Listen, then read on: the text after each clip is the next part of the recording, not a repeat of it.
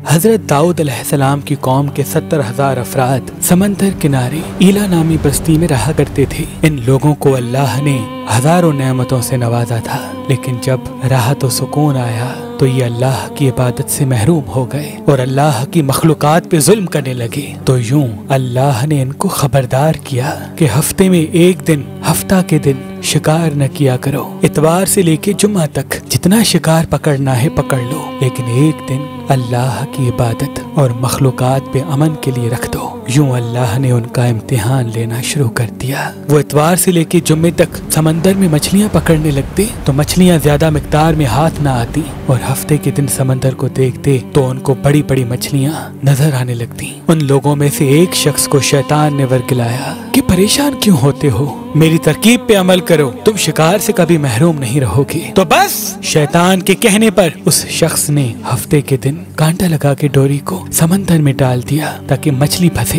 और शैतान ने कहा इस मछली को तुम इतवार के दिन निकालना, और यूं हफ्ते की हुर्मत भी बाकी रहेगी और तुम्हारा शिकार भी हो जाएगा। बस शैतान की बताई हुई तरकीब पे हफ्ते के दिन मछली फंसी रही और वो इतवार के दिन निकालता और खुशी से खाता। जब आसपास के लोगों ने पूछा तो उनको भी ये तरकीब बताने लगा, और यूं उस कौम के कुछ लोग हफ्ते के दिन मछली पकड़ने के लिए जाल फेंकते और इतवार के दिन निकालते, और कुछ ने तो उस समंदर में से नालियां बना के छोटे छोटे तालाब बना दिए, खड्डे बना दिए, ताकि हफ्ते के दिन जैसे ही मछलियां यहाँ से गुजरें तो इन तालाब में फंस जाएं और हम इतवार को उन मछलियों को निकाल के पका के खाएंगे। उस गाँव में कुछ अल्लाह के खास बंदे भी मौजूद थे जो कहने लगे, ऐ लोगों, अल्लाह ने हफ्ते के दिन शिकार करने से मना की है। ये जो तुम जाल फेंकते हो या छोटे छोटे तालाब बनाते हो, इनमें हफ्ते के दिन अगर मछली फंसती है तो ये शिकार हफ्ते के दिन का होगा। अल्लाह के अजाब से डरो, अल्लाह की नाफरमानी ना करो। वो लोग उन लोगों का मजाक उड़ाने लगे कि हमारी जो मर्जी होगी हम वो करेंगे। अब उन बस्ती में 3 ग्रोह बन गए। एक इन 70,000 में वो लोग थे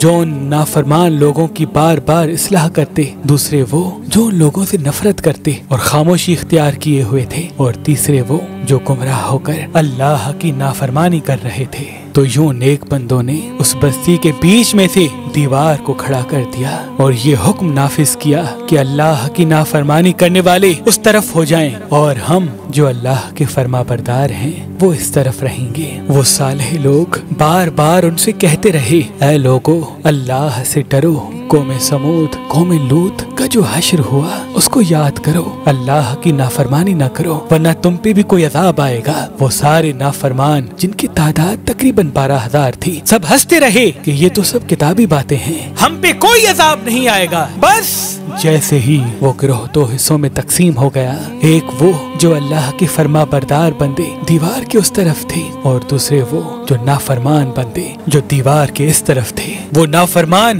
पूरी रात हंसते रहे, मजाक उड़ाते रहे, और वो अल्लाह के खास बंदे दीवार के उस तरफ अल्लाह से माफी मांगने लगे। बस जैसे ही सुबह हुई वो नेक सालेह इंसान उठे, उन्होंने महसूस किया कि दीवार के उस तरफ से किसी इंसान की आवाज नहीं आ रही। जैसे ही दीवार की उस तरफ चढ़ के देखने लगे कि सारे के सारे वो लोग बंदर की शक्ल में तब्दील हो चुके थे और बंदरों की हरकत को अंजाम दे रहे थे।